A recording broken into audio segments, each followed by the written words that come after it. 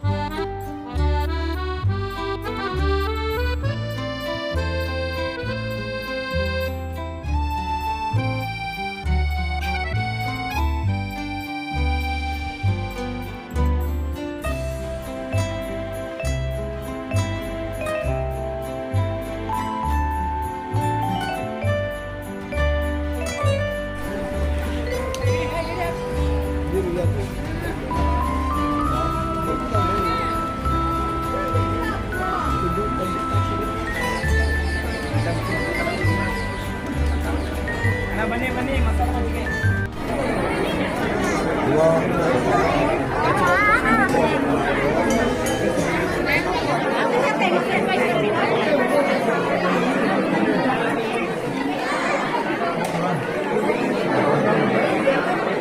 वृद्धिरस्तु सीताराम प्रसाद सिद्धिरस्तु राजकीय अभिवृद्धिरस्तु.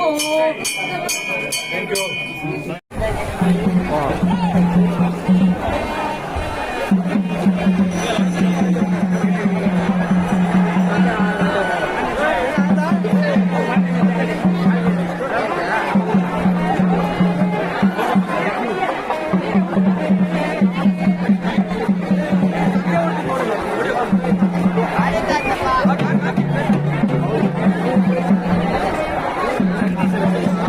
ರಜೆಗಳನ್ನು ಹಾಕಿ ಇಲ್ಲಿ ಬಂದ್ಬಿಡ್ತಾ ಇದ್ದೆ ಈ ಊರಿಗೆ ಅಂತ ವಿಶೇಷವಾದ ಊರು ಯಲ್ದೂರ್ನ ಈ ರಥೋತ್ಸವ.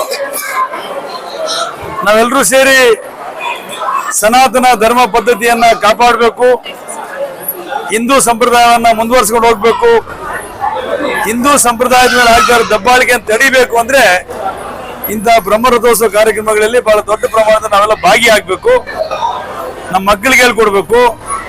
ಮುಂದಿನ ದಿನಮಾನಗಳಲ್ಲಿ ಇಡೀ ಪ್ರಪಂಚದಲ್ಲೇ ಹಿಂದೂ ಸಮಾಜ, ಹಿಂದುತ್ವ ಮತ್ತು ಹಿಂದೂ ಸನಾತನ ಧರ್ಮ ಪದ್ಧತಿ ಒಂದೇ ಜನರಿಗೆ ನೆಮ್ಮದಿ ಕೊಡೋದು, ಸುಖ ಕೊಡೋದು, ಮನಸ್ಸಿಗೆ ಸಮಾಧಾನ ಕೊಡೋದು ಮತ್ತೆ ಸಂಸ್ಕಾರವನ್ನು ಕೊಡೋದು ಅನ್ನೋ ಮಾತನ್ನ ನಾವಲ್ಲಿ ಹೇಳ್ಕೊಡ್ಬೇಕಾಗತ್ತೆ.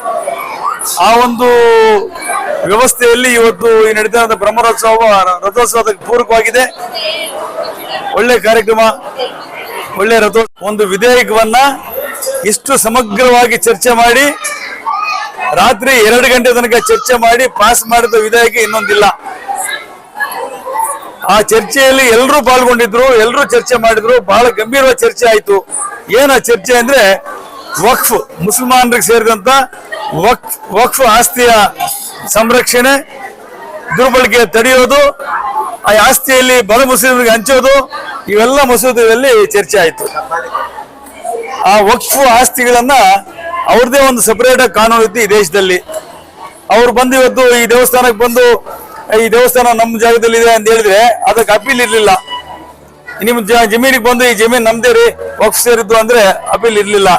ಆದ್ರೆ ವಕ್ಫ್ ಅನ್ನುವ ಆ ಪದವನ್ನು ದುರ್ಬಳಕೆ ಮಾಡ್ಕೊಂಡಿದ್ರು. ಯಾಕೆಂದ್ರೆ ವಕ್ಫ್ ಅಂದ್ರೆ ದಾನ. ಯಾರು ದಾನ ಕೊಡ್ತಾರೋ ದಾನ ಕೊಡೋರ ಹತ್ರ ಮಾತ್ರ ಇಸ್ಕೋಬೇಕೆ ಹೊರತು ಅವ್ರು ಕಬ್ಜಾ ಮಾಡ್ಕೊಳ್ಳಂಗೆ ಇರ್ಲಿಲ್ಲ. ಅದು ಇರುವ ಕಾನೂನು ದಬ್ಬಾಳಿಕೆ ಮಾಡಿಕೊಂಡು ದೌರ್ಜನ್ಯ ಮಾಡಿ ಬೇರೆ ಆಸ್ತಿಗಳಿಗೆ ಬೇಲಿ ಹಾಕಿದ್ದ ಎಷ್ಟೋ ಸಾವಿರಾರು ಪ್ರಸಂಗ ನಮ್ಮ ಕಣ್ಮುಂದೆ ಇದೆ.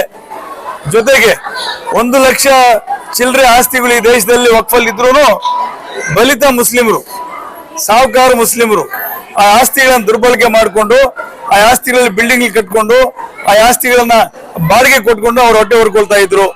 ಆ ವಕ್ಫ್ ಆಸ್ತಿಗಳಿಂದ ಯಾವುದೇ ಬಡ ಮುಸ್ಲಿಂಗೆ ಯಾವುದೇ ಇದ್ರಿಗೆ ಅನುಕೂಲ ಆಗಿರ್ಲಿಲ್ಲ. ಆಮೇಲೆ ಅದಕ್ಕೆ ಲೆಕ್ಕ ಬುಕ್ಕು ಏನಿರ್ಲಿಲ್ಲ. ಇವತ್ತು ಕೋದಂಡರಾಮ ಸ್ವಾಮಿ ಪ್ರಾರ್ಥನೆ ಮಾಡ್ತೀನಿ.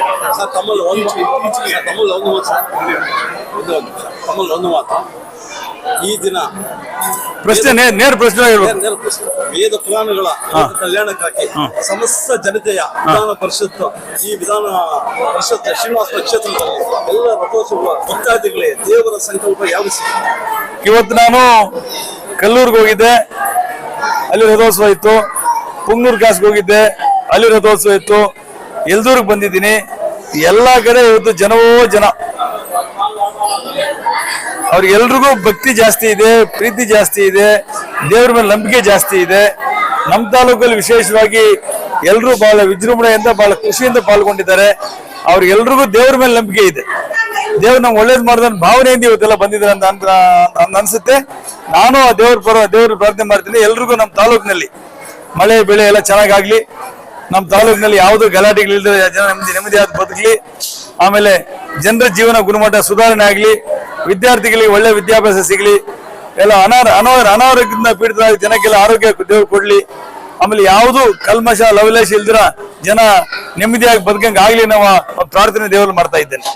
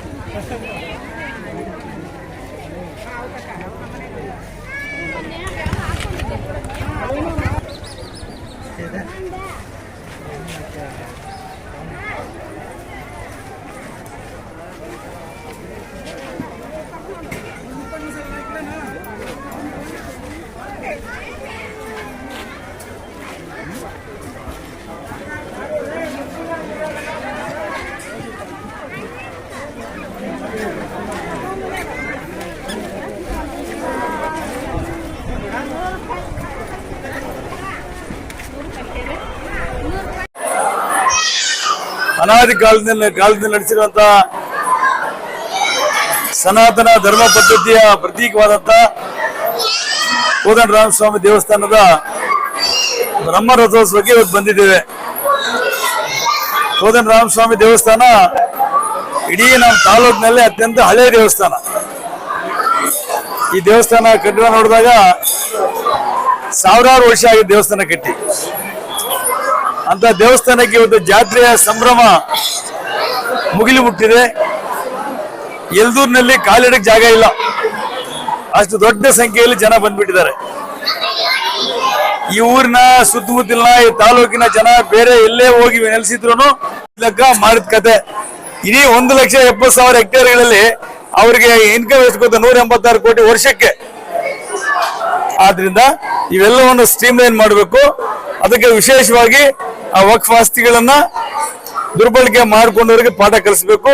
ಆ ವಕ್ಫ್ ಇಂದ ಬಡ ಮುಸ್ಲಿಮ್ಗೆ ಅನುಕೂಲ ಆಗ್ಬೇಕು ಅಂತ ಹೊರತು ನಾವು ಯಾರು ಮುಸಲ್ಮಾನರ ಆಸ್ತಿ ಹೊಡೆಯಕ್ಕೆ ಯಾರು ನಾವು ರೆಡಿ ಇಲ್ಲ. ಇಲ್ಲಿ ಅವ್ರ ಆಸ್ತಿ ಕೊಟ್ಟರು ನಮಗೆ ಬೇಡ. ನಾವು ಹಿಂದೂಗಳ ಸಮೃದ್ಧವಾಗಿದೆ ದೇಶದಲ್ಲಿ, ಅವರು ಮೈನಾರಿಟೀಸು, ಅವ್ರಿಗೆ ನಾವೆಲ್ಲ ರಕ್ಷಣೆ ಕೊಟ್ಕೊಂಡು ಮೊದಲಿಂದ ಬಂದಿದ್ದೇವೆ. ಇವತ್ತು ಅವ್ರ ಆಸ್ತಿ ಬೇಡ. ಅವ್ರ ಆಸ್ತಿಯನ್ನ ಅವರಲ್ಲೇ ಇರುವ ಹೆಣ್ಮಕ್ಳಿಗೆ ಮುಸ್ಲಿಮ್ಗೆ ಹಂಚಬೇಕು. ಅದನ್ನ ಲೆಕ್ಕ ಆಡಿಟ್ ಮಾಡಬೇಕು, ಸಂಪನ್ಮೂಲ ಕ್ರೋಢೀಕರಿಸಬೇಕು. ದುರ್ಬಳಕೆ ಆಗಬಾರ್ದು ಅನ್ನೋ ಅಷ್ಟೇ ವಿಧೇಯಕ ಅದು.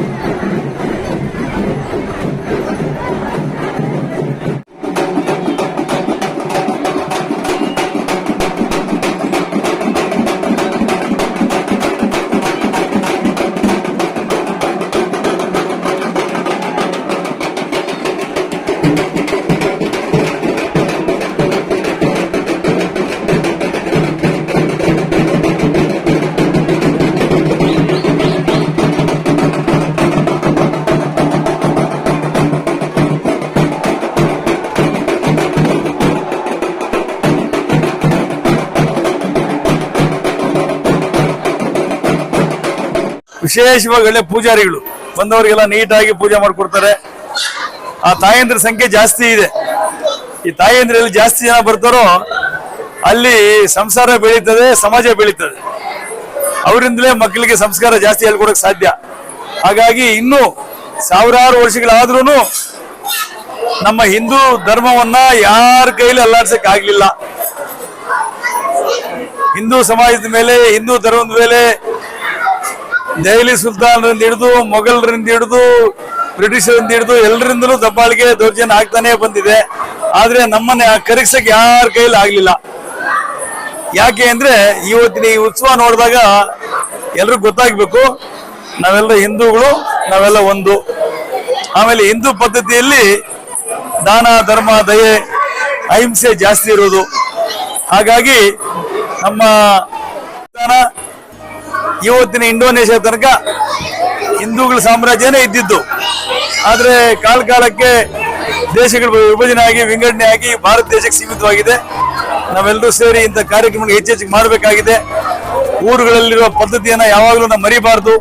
ಅದನ್ನು ಜ್ಞಾಪಕ ಇಟ್ಕೊಂಡು ಆಚರಣೆ ಮಾಡ್ಕೊಂಡು ಹೋದ್ರೆ ನಮ್ಮ ಸಂಪ್ರದಾಯಕ್ಕೆ ಹೆಚ್ಚಿನ ಶೋಭೆ ತರುತ್ತೆ. ಆ ನಿಟ್ಟಿನಲ್ಲಿ ಯಲ್ದೂರ್ ಜಾತ್ರೆ ಎಲ್ಲಾ ಜಾತಿ ಜನಾಂಗದ ವ್ಯವಸ್ಥೆಯನ್ನು ಮೀರಿ ದೇವಸ್ಥಾನದ ಧರ್ಮದರ್ಶಿಗಳೆಲ್ಲ ಸೇರಿ, ಸುತ್ತಮುತ್ತಲಿನ ಎಲ್ಲ ಊರುಗಳ ಗ್ರಾಮಸ್ಥರೆಲ್ಲ ಸೇರಿ ಒಟ್ಟಾಗಿ ಈ ಕೆಲಸವನ್ನು ಮಾಡಿದ್ದಾರೆ. ಅವ್ರಿಗೆ ಶುಭವಾಗಲಿ. ಕೋದಂಡರಾಮ ಸ್ವಾಮಿ ದೇವರು ಅವ್ರಿಗೆ